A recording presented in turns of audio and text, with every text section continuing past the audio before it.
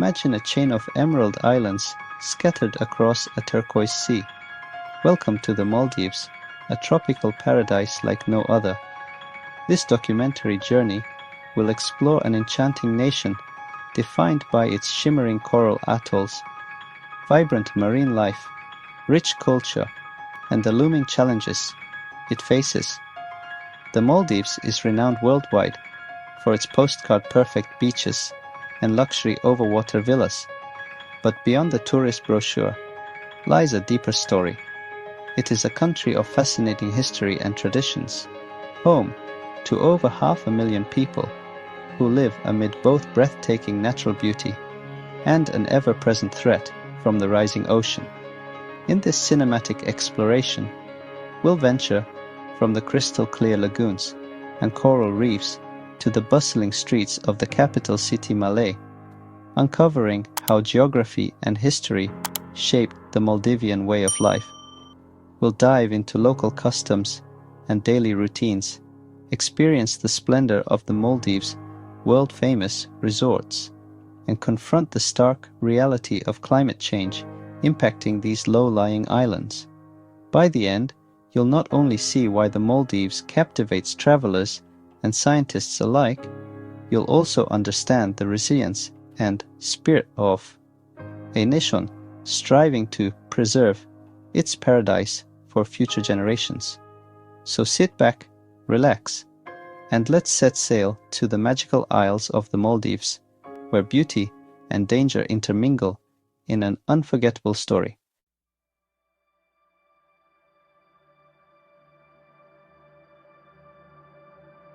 A satellite view of the northern Maldives shows the characteristic ring-shaped atolls and shallow lagoons of this archipelago. The Maldives is an archipelagic nation in the Indian Ocean, positioned southwest of India and Sri Lanka, spread across the equator.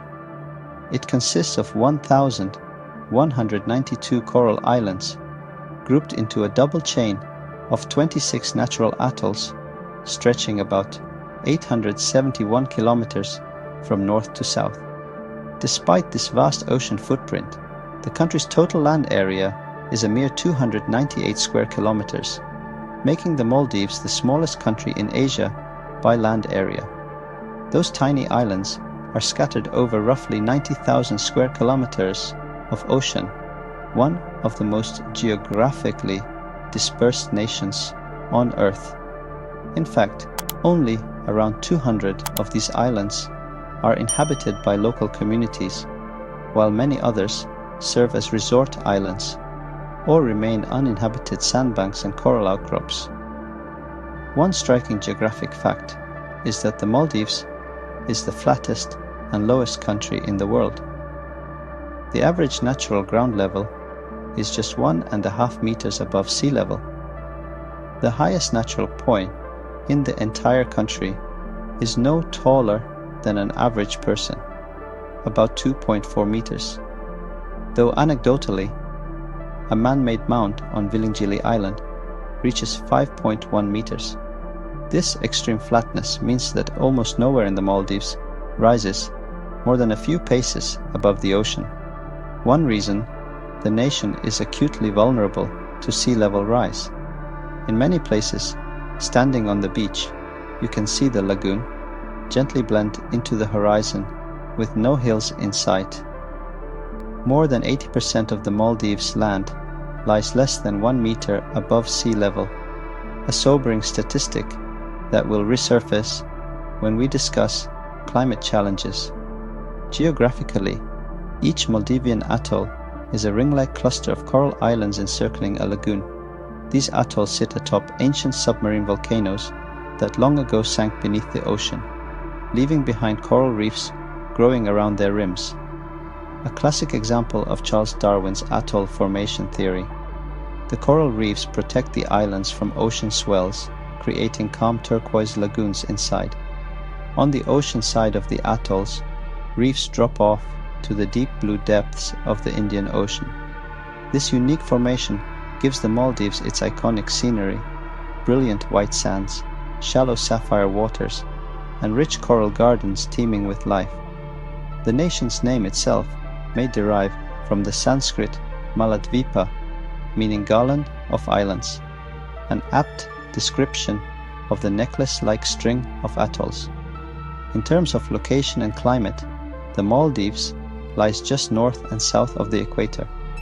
The climate is therefore tropical monsoon, hot, humid and stable year-round. Typical daily temperatures range from about 26 degrees Celsius at night up to 31 degrees Celsius in the day. Two seasons dominate: a dry season from December to April, when the northeast monsoon brings gentle winds, and a rainy season from May to November, when the southwest monsoon brings heavier rains, winds and the occasional storm. Annual rainfall averages about 250 centimeters in the north and 380 centimeters in the south of the country. The southern atolls, being closer to the equator, receive more rain and are affected slightly less by the South Asian monsoon patterns. Despite being an oceanic nation, the Maldives sometimes experiences brief dry spells and has very limited fresh water resources. Many islands depend on rainwater collection or desalination. The consistently warm seas around the Maldives, typically 28 to 30 degrees Celsius at the surface, nurture the coral reefs, but can also lead to coral bleaching when temperatures spike, as we will explore later. Another noteworthy aspect of Maldivian geography is its biodiversity. The coral reef ecosystems here are among the most diverse on the planet. Over 2,000 species of fish have been recorded in Maldivian waters, including reef favorites like butterfly fish, angelfish, reef sharks, rays, and sea turtles. The reefs also support hundreds of coral species and invertebrates, forming a vibrant underwater world that attracts marine biologists and snorkelers alike. Certain areas, such as Ba, atolls, Hanifaro, Bay, are famous for seasonal gatherings of manta rays and whale sharks and have been designated as marine protected areas or UNESCO biosphere reserves. On land, the biodiversity is less conspicuous. Most islands are small and low, with vegetation consisting of coconut palms, tropical shrubs, and mangroves in some wetlands. There are no hills or rivers. Each island typically has a shallow, freshwater lens beneath it, and some larger islands feature small lagoons or ponds. Terrestrial wildlife is limited. Fruit bats, lizards, and seabirds are common, but the Maldivian natural environment is defined by the sea and the reefs that act as the nation's life support system. Despite the challenges of geography, tiny isolated islands, scarce land and fresh water, Maldivians have adapted ingeniously to their environment over millennia. Traditional boat building, crafting wooden doni, sailboats, and fishing techniques were fine-tuned for the coral shallows. Houses were traditionally built with coral stone or thatch above the high tide line. Even the capital city Malé, which we'll visit later, is essentially one big island of urban development that has spilled over to neighboring artificial islands due to space constraints. The geography of the Maldives is thus both its greatest asset and its greatest vulnerability. It provides dazzling natural beauty and resources from the sea, while also placing the nation at the mercy of the oceans and climate.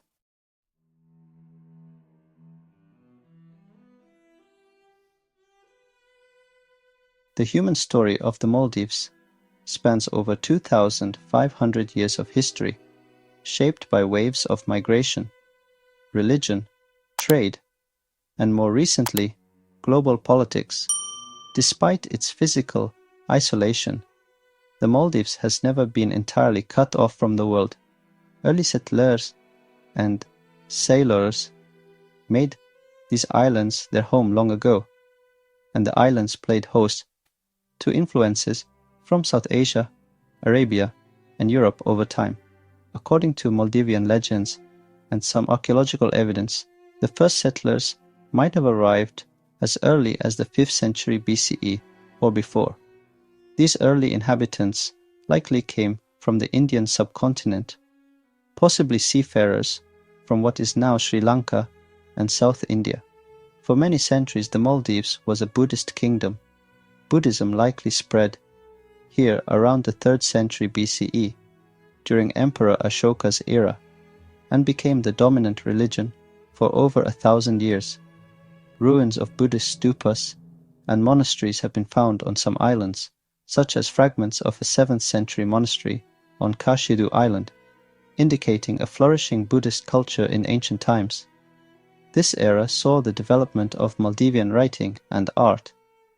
Elaborate coral stone carvings and statues, much of which were later lost or destroyed. A pivotal moment in Maldivian history came in 1153 CE when the islands converted to Islam. As Arab and Persian traders frequented the Indian Ocean, Islamic influence grew.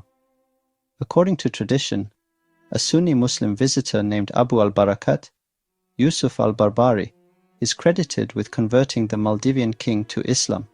The last Buddhist king became the first sultan, and the Maldives became an Islamic sultanate. From that year onward, Islam has been the central religion of the Maldives, a fact still enshrined in the modern constitution.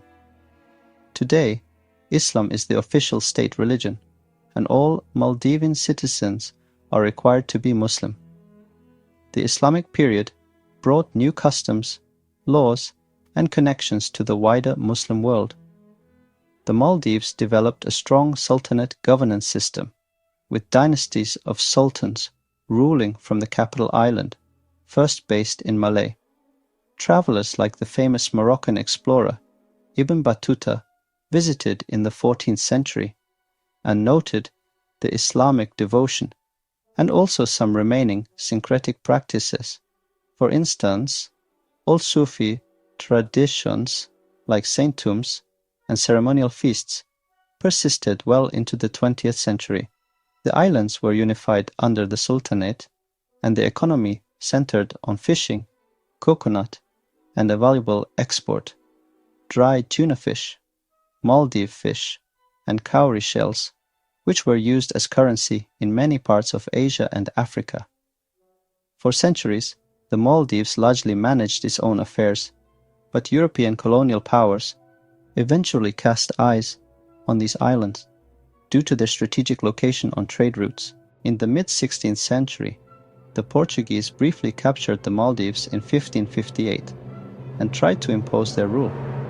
However, after a mere 15 years, a local hero named Muhammad Takurufanu led a successful revolt, expelling the Portuguese in 1573. The Maldives then continued as an independent sultanate, sometimes paying tribute to stronger regional powers, but retaining autonomy. In the 17th and 18th centuries, the Maldives maintained relations with the neighboring Ceylonese kingdom and the Dutch, who controlled Ceylon. Eventually, in the 19th century, the expanding British Empire became involved. By 1887, the Maldives became a British protectorate. This was an arrangement where the Maldivian Sultanate kept internal rule, but Britain took charge of the island's defense and external affairs. In practice, the British left the local society and Islam untouched, mainly using the Maldives for its strategic location. A notable British presence was on Gun Island in Adu Atoll, where the British established a naval and air base during World War II and maintained an airfield for some years thereafter. Fast forward to the mid-20th century. As the age of colonialism waned, the Maldives too moved towards independence. An interesting episode occurred in the 1950s. The southern atolls briefly broke away and declared themselves the United Suvadiv Republic in 1959, protesting the central government's policies under Prime Minister Ibrahim Nasir. This secession was short-lived. Nasir sent gunboats and reasserted control by 1963. Meanwhile, the Maldives' first experiment with republicanism had come earlier in 1953, when a group had abolished the Sultanate and declared a republic, but that attempt failed within months, and the Sultanate was restored. It wasn't until July 26, 1965, that the Maldives finally obtained full independence from Britain. The British withdrew their protectorate, and the Maldives became a sovereign nation.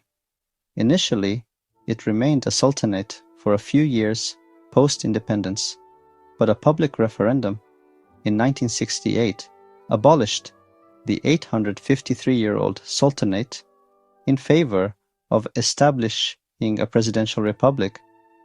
Thus, in 1968, the Maldives became the Republic of Maldives, with a president as head of state and government.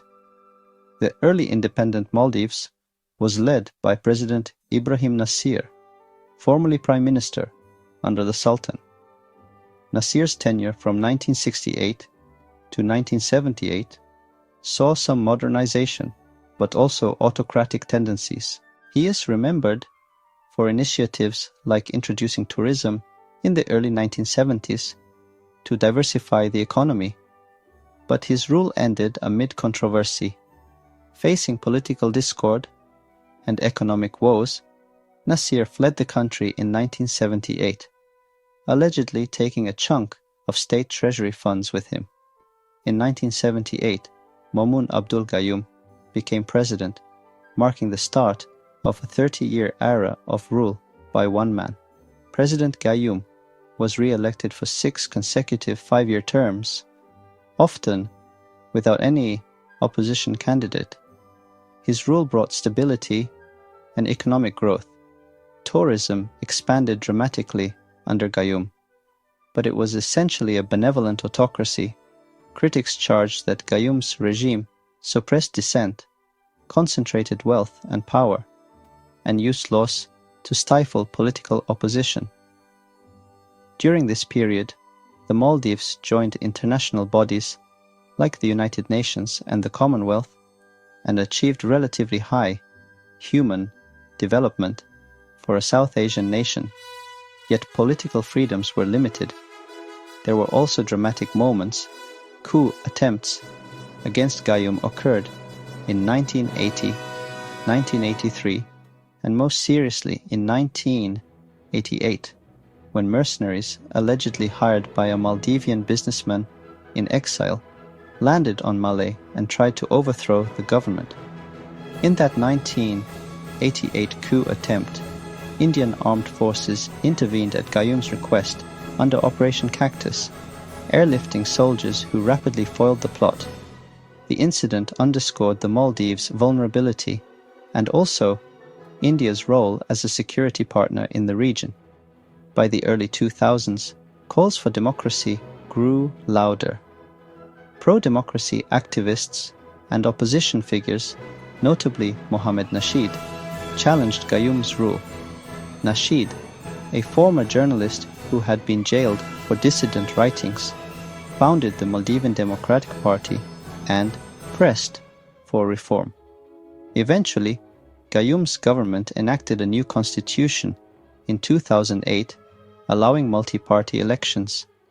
In October 2008, the first free democratic presidential election in Maldivian history was held. Mohammed Nasheed won, ending Gayoom's 30-year reign. This was a momentous shift. The Maldives transitioned to a fragile democracy. Nasheed's presidency from 2008 to 2012 was marked by ambitious reforms and also significant challenges. He introduced free healthcare and pensions, and famously championed climate change action on the world stage. However, Nasheed faced resistance from elements of the old regime and political rivals who accused him of religious insensitivity and economic mismanagement. Protests and a police mutiny erupted. In February 2012, Nasheed resigned under duress. He later claimed it was effectively a coup by security forces loyal to the former establishment. Nasheed's vice president, Mohammed Wahid, took over, and subsequently Nasheed was even jailed on controversial charges, a terrorism conviction many viewed as politically motivated. Elections held in late 2013 saw Abdullah Yamin, a half-brother of ex-President Gayoom, come to power under a coalition of old guard forces. Yamin's term from 2013 to 2018 saw a return to strongman tactics. He jailed opponents, including Nasheed, who went into exile, curtailed freedoms, and forged close ties with China for infrastructure development. Allegations of corruption and authoritarianism grew. In 2018, the pendulum swung again. A unified opposition won the election, and Ibrahim Mohammed Solih, an ally of Nasheed, became president. Solih's government from 2018 to 2023 restored some democratic norms, released political prisoners, and aligned more with India and Western partners, even rejoining the Commonwealth in 2020 after earlier withdrawal. Most recently, in September 2023, the Maldives voters elected a new president, Mohammed Muizzu, who is seen as closer to the Yamin-era camp. Muizzu won the runoff with 54% against incumbent Solih. This reflects Maldives' dynamic political landscape. Democratic gains exist but remain fragile, and foreign influence, India versus China, has become a notable factor in politics. Throughout its modern history, the Maldives has balanced on a tightrope, trying to maintain democracy and human rights while also dealing with economic and environmental pressures. The country's political story is one of instability and resilience. From absolute sultanate to presidential autocracy to a nascent democracy and sometimes backsliding, Maldivians have witnessed rapid change in governance within just 2 generations. Yet, amid the turmoil, there is also continuity. Islam remains a unifying core of society, and the nation's sovereignty and identity have been maintained. The Maldives today is a republic with a multi-party system, at least on paper, and despite challenges, it has a relatively high literacy rate, improved infrastructure, and an economy categorized as upper middle income. It's a member of the United Nations and a prominent voice among small island states, especially on climate change. Understanding this political context helps us appreciate the Maldives beyond its beaches. It is a country carving out its path with a proud history and an uncertain but hopeful future.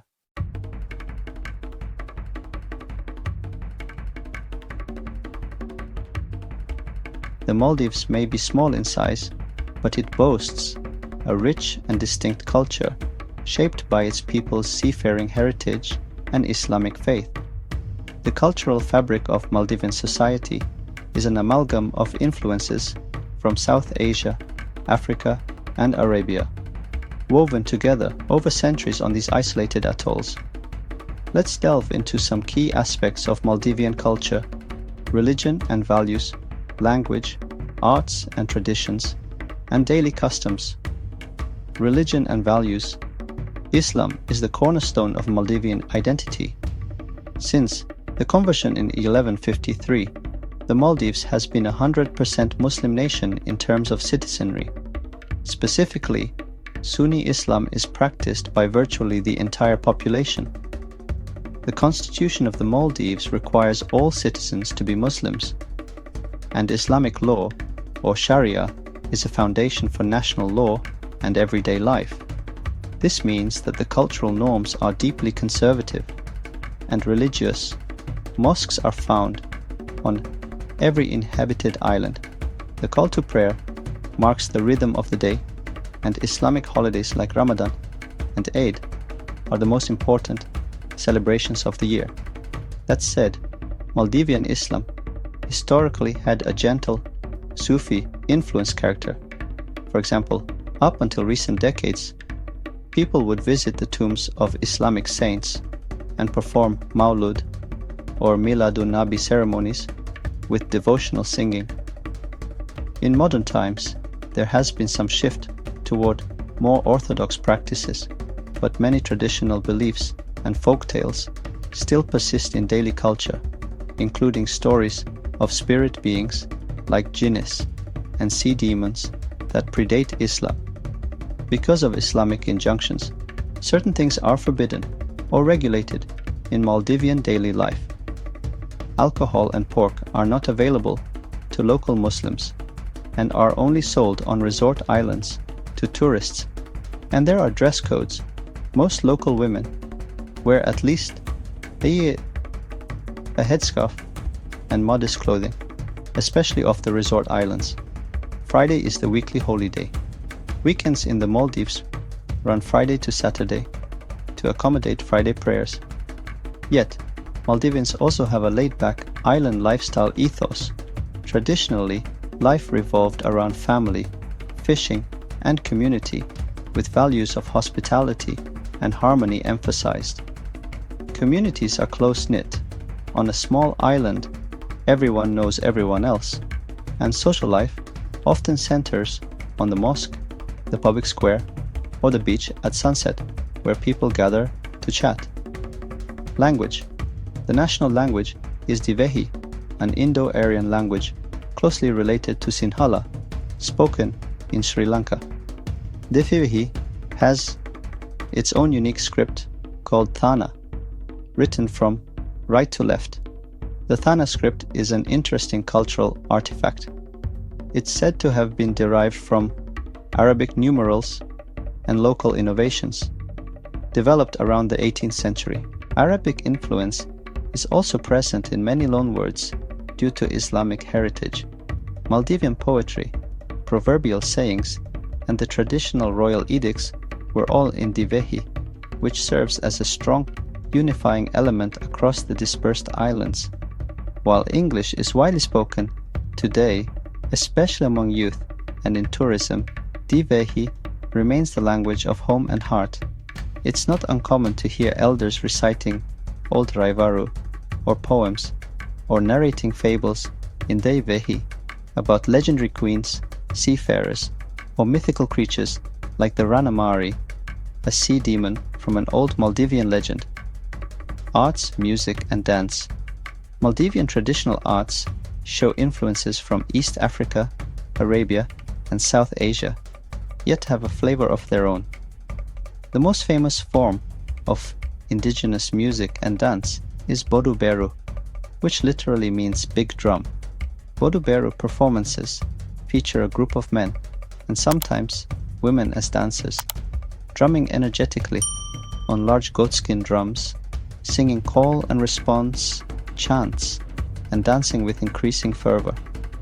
The rhythm starts slow and builds to a frenzy. It's infectious and joyful, often ending with spectators joining in. Bodu Beru is thought to have East African origins, perhaps brought by sailors from the Swahili coast, but it's been in the Maldives for centuries and is an essential entertainment at festivals and weddings. You might witness a Bodu Beru show under coconut palms in an island village, or even at resorts showcasing local culture. Other musical traditions include Thara, a more formal, song dance likely of Arab influence with synchronized movements, and Bolimala Fathneshun, a women's dance performed historically in royal courts with gifted shells and flowers. In craftsmanship, Maldivian artisans excelled in a few notable crafts. One is lacquer work.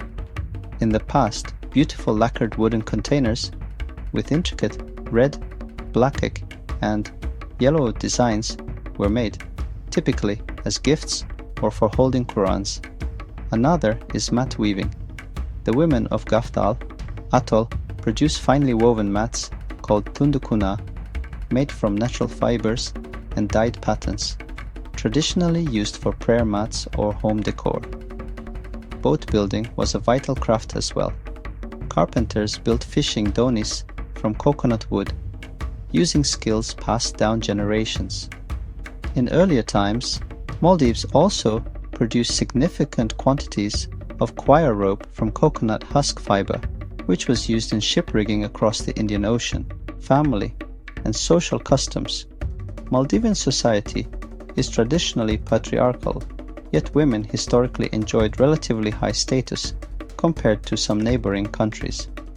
For instance, Maldives has had female rulers in the past, called sultanas, and today women often work in education, healthcare, and business, though fewer in politics. Family units are tight, and it's common for extended family to live in clustered homes.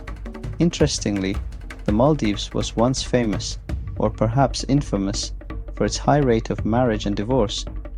It was not unusual historically for individuals to marry multiple times in their life, in part because divorce carried less stigma. In fact, the Maldives has recorded the world's highest divorce rate. As of 2002, it held a Guinness record with 10.97 divorces per 1,000 people per year. This is partly due to the ease of the Islamic divorce process and cultural norms that tolerated remarriage. Nowadays, while divorce is still common, about 5.5 per 1,000 people annually, still among the highest globally, the government and scholars often encourage stable families. Daily life in terms of clothing sees most men wearing lightweight shirts or the traditional sarong, known as mundu or feili, a wraparound cloth, often with a striped pattern at the bottom for men. Women wear modest dresses. A popular traditional dress is the divehi libas, a long dress often with gold or silver thread embroidery, typically worn during festivities. On ordinary days, women might wear a long skirt and blouse with a scarf. You'll notice that attire is an interesting mix of modern and traditional. For example, a schoolgirl might wear a uniform with a hijab, a sign of how Islamic identity and modern education blend. Cuisine. No cultural overview is complete without food. Maldivian cuisine is based on 3 key items: fish, coconut, and starches.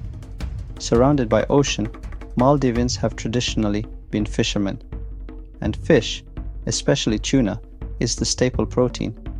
A classic Maldivian dish is garudia, a simple, fragrant tuna broth eaten with rice, lime, chili, and onions. Another is mashuni, a breakfast favorite made of shredded smoked tuna mixed with grated coconut, chili, and onion, eaten with flatbread roshi. Curry is also popular, often a hot fish curry with coconut milk, masriha, or octopus curry, served with rice or roshi. Street snacks include gulha, fried dough balls stuffed with spiced tuna, and hedika, various bite-sized savory snacks. Due to the Muslim culture, all food is halal and no alcohol is consumed by locals. Instead, a typical refreshing drink is coconut water, straight from a green coconut, or sai tea in the evening. Betel leaf chewing is a fading but once common habit among elders. Sweets are not a daily staple, but at special occasions, you might see bondibe, sweet sticky rice, or custards. Overall, Maldivian cuisine is a reflection of its resources. Expect a lot of fish and coconut in various delightful combinations, often spicy and prepared with love by home cooks. Festivals and celebrations. The biggest celebrations in the Maldives are religious. Ramadan, locally called Ruadamas, is observed devoutly, with the whole country fasting daytime for a month. The communal evening breaking of fast, iftar, brings families together to share traditional foods. The Eid al-Fitr at Ramadan's end, called Kuda Eid, and Eid al-Adha, Bodu Eid, are marked by communal prayers, feasts, giving to charity, and festive activities like Bodu Beru, performances, sports, and carnivals for children. A unique traditional celebration is Mahefun, a picnic festival that takes place just before Ramadan begins. Friends and relatives gather to enjoy food together as a way to prepare for the month of fasting. In the photo above, you saw people celebrating Mahefun on a beach. It's full of merriment and food, a last big picnic before the holy month. Apart from Islamic holidays, the Maldives also commemorates National Day and Independence Day with parades and school performances. Traditional games like Bashi, a women's team sport akin to a reverse volleyball, and Baibala, a tag game similar to Kabaddi, are played during festivities. In summary, Maldivian culture is defined by Islamic faith, a seafaring heritage, and a blend of influences from around the Indian Ocean. It's a culture where the sound of the mosque's call to prayer coexists with the beat of drums and dance, where people are warm and welcoming, but also guided by conservative values. Traditions remain strong, especially on remote islands. Whether it's preparing a meal of fish curry and coconut, or weaving a mat from palm fronds, many Maldivians still practice skills handed down from their ancestors. Yet, like any living culture, it continues to evolve. The younger generation listens to Western music and uses smartphones, but also takes pride in their unique identity. In the next section, we'll see what daily life is like for Maldivians today, how these cultural elements play out in routine life, and how modernity intersects with tradition on these tiny isles.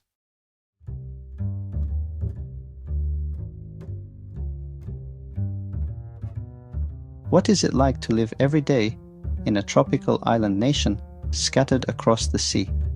Daily life in the Maldives varies whether one resides in the tiny bustling capital or on a tranquil remote atoll. We will explore both the urban life of Malé and the more traditional life on inhabited islands, as well as common threads that tie Maldivians together. Life in Malé, the dense capital city. Malé, pronounced Mahlé, is the capital and by far the largest city in the country, though calling it large is a bit misleading in terms of area. Malé Island is only about 2 square kilometers in size, yet it packs in somewhere between 130,000 to 200,000 people, over a quarter of the national population. This makes it one of the most densely populated places on Earth, with tens of thousands of people per square kilometer. The cityscape is a jigsaw of multi-story buildings in pastel colors, tightly squeezed along a grid of narrow streets. Space is so limited that nearly every square meter is utilized. There are apartment blocks, offices, markets, mosques, schools. Even Malay's small public parks and soccer fields are reclaimed land or waterfront bulwarks. The island has virtually no countryside. As one description puts it, all of Malay's utilities, power, sewage, water, are confined within the island, with even raw sewage historically pumped directly into the sea. It's a far cry from the image of an island paradise, yet it's the vibrant heart of Maldivian commerce and governance. A typical day in Malé starts early. At dawn, the first call to prayer echoes from mosques like the 17th century Hukuru Miski or Friday Mosque, and many devout residents head for the Fajr prayer. Soon after, the streets come alive with motorbikes. Malé is notorious for its swarms of scooters, since cars are few and two-wheelers are the best way to navigate the narrow lanes. Commuters head to jobs at government offices, banks, shops, and schools. Students in uniform stream into school gates. Education up to secondary is free, and schools are found even on smaller atolls. but many students come to Malé for higher studies. One iconic place in Malé is the fish market near the harbor, which buzzes by mid-morning as fishermen from around the atolls bring in their catch, chiefly tuna, which are hauled in and sold fresh on the floor as locals bargain. Adjacent is the local market where islanders sell bananas, coconuts, mangoes, breadfruit, and homemade sweets and pickles, making it a microcosm of Maldives' atoll produce. Daily life in Malé is fast-paced compared to the islands. Offices close for about 15 minutes during midday for the Duhur, or noon, prayer on Fridays. But on other weekdays, people often continue work through the day. By late afternoon, as the heat abates, families might stroll along the Marine Drive seawall or public square. Survive.